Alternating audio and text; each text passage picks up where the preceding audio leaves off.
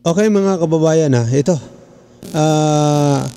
Question ni Senador Rapi Tulfo ang LTO. Bakit niya question? Dahil dito mga kababayan na palpak na naman. Grabe, laki. 51 million yung binili ng ang halaga 51 million itong breath analyzer. Ito yung breath analyzer mga kababayan. Ito po yung ginagamit sa mga nagmamaniho na lasing. Diba?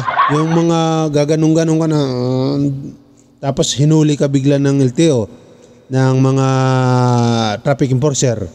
Diba? Tapos pinababa ka. Tapos pinalakad ka. Tapos gigiwang-giwang yung driver. Hindi ako lasing. Pambihira naman kayo, hindi ako lasing, pare. Ganun.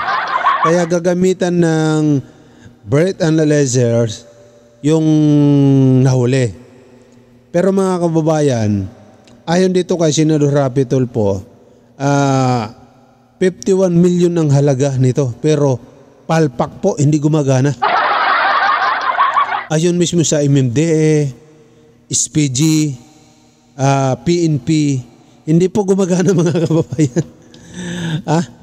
Halagang 51 million, hindi gumagana. Anak ka ng tipaklaw na. Nagsasayang ba kayo ng pera? Alibasa hindi nyo pera no? Ito nakalagay dito. Question ni Senador Rapi Tulfo ang LTO dahil sa binili nitong palpak at ubod ng mahal na breath analyzer sa worth 51 million.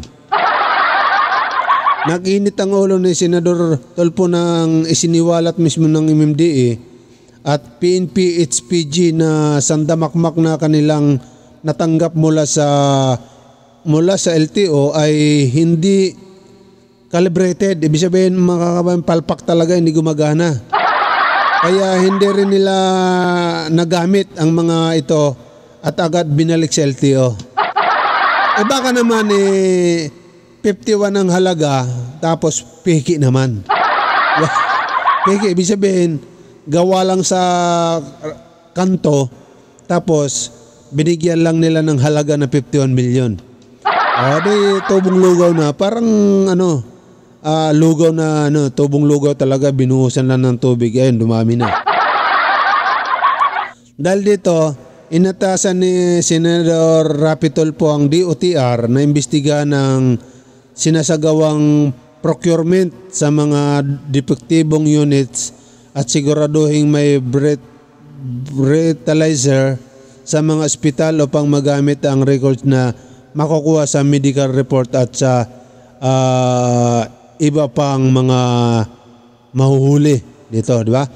Mga kababayan, sa totoo lang po, malaking halaga po yung 51 million. Grabe, tapos hindi gumagana. Anong gagawin natin dyan? Ganun-ganun na lang ba yun? Malinaw po mga kababayan na napunta na naman ito kung saan bulsa, no? Ito, pakinggan natin ang sinasabi ni Senador Rapi Tulfo dito. Located sa... Pakinggan natin So, ibig sabihin, yung breathalyzer na 68,000 pesos per unit, palpak, bulok, sira. Sinayang natin yung pera ng taong bayan. 51 million pesos allocated sa inyo. Ano nga sa mga breathalyzer? At magkano per unit? Mr. Chair, from the record of LTO, we have procured 756 units of breathalyzers. How much is it each unit, sir? Unfortunately, I'm sorry, Mr. Chair, I was not able to get that data. I can give you them out now. 68,000 per unit. Napakamahal yata. Kasi, sir, sa US po, 5,000 to 14,000 ang isang breathalyzer. Sa Thailand, 3,000 pesos. Bakit po sobrang mahal? Mr. Chair, please allow us to seek the information from our procurement. Na-flag down kayo ng COA, Commission on Audit, at merong worth 51 million pesos na mga kagamitan kasama na yung fertilizer na nakatenga lamang sa inyong ahensya sa stockroom at hindi nagagamit.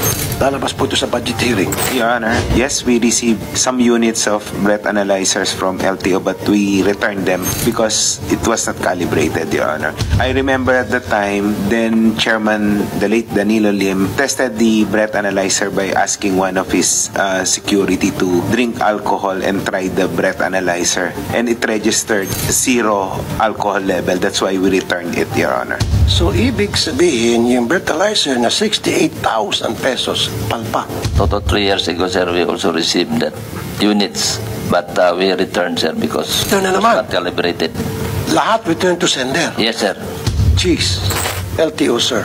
Anong ginawa nyo? Mr. Chair, I'm sorry, but I'm not trying to evade, but then I assumed the position on July 2023 that I think this the distribution and this situation when I was not in the law enforcement service, Mr. Chair. And who was the person in charge of procurement at that time? I will check, Mr. Chair. Pero ngayon pa lamang, husgan ko na, hindi worth it dahil pumapalya eh. 68,000 sa isang palpak, bulok, sira na breathalyzer. Sinayang natin yung pera ng taong bayan. From the report of our regional offices, Mr. Chair, we have apprehensions under 10586. The units that were distributed to the regional offices were used, so they were able to prosecute 1,496 cases, all in all, Mr. Chair. So ang pinapalabas mo na nag-work ang ilang breathalyzer. Yes, Mr. Chair. What a very convenient excuse.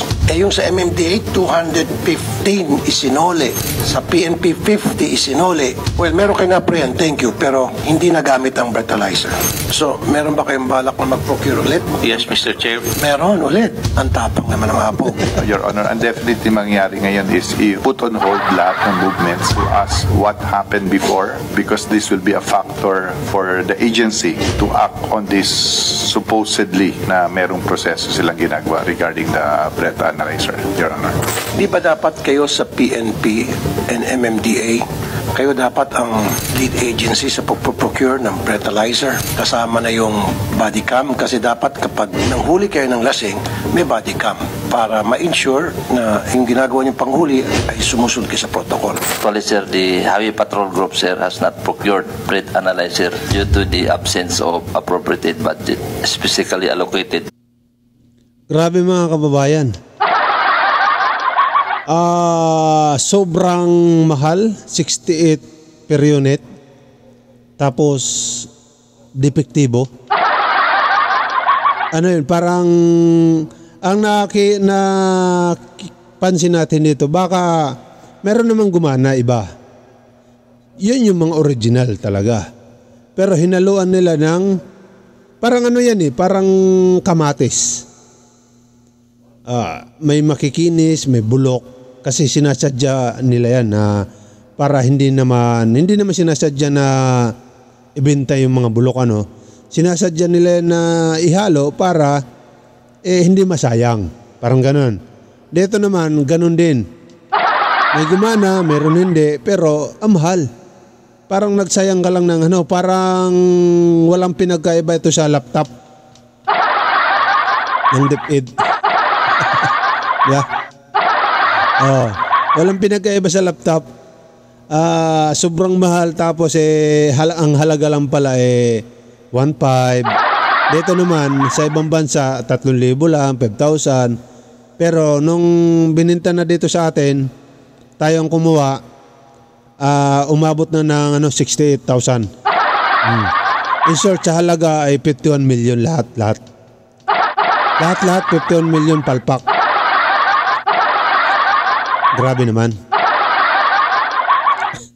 Ito ayon mismo dito sa PNP SPG, MMDA, sila po mismo yung nagsauli. Sila po mismo ang nakaranas nito mga kababayan. Kaya masisisi ba natin ang Senador Rapi Tulfo kung bakit ganito siya magsalita, di ba? At least hindi siya nagmumura. Di ba?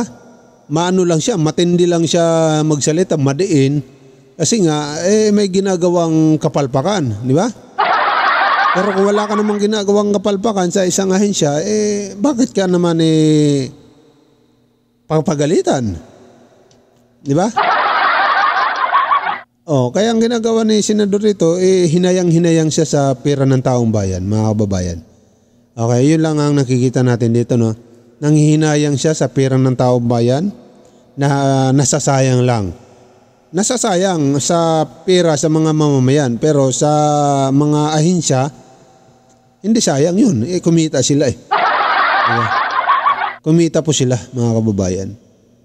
Okay, kaya, nako, ang kautosan ng senador, imbestigahan, DOTR, itong ginagawang kalokohan ng LTO, mga kababayan. Ha?